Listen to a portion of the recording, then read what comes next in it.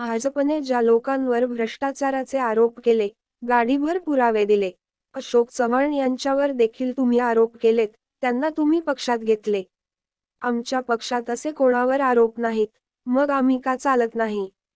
भ्रष्टाचार मिटवायला निघाली भाजपा भ्रष्टाचाऱ्यांना आपल्या पक्षात सामावून घेत आहे.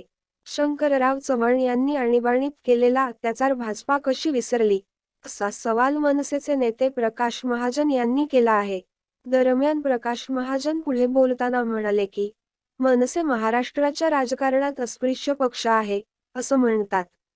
मग अस्पृश्यांना मिळणाऱ्या सगळ्या सवलती आम्हाला मिळाल्या पाहिजेत. देवेंद्र फडणवीस आम्हाला मैत्री हवी, पण युती नको असे म्हणतात. पण हिंदुत्व मानणाऱ्या पक्षासोबत युती व्हायला हवी होती, असे ते म्हणाले. भ्रष्टाचारी लोकांना आपल्या सामावून घेणार तर कोणाशी लढणार? मग यांच्यापेक्षा आम्ही वाईट आहोत का? आमच्या सोबत युती करायला यांना का वाईट वाटते?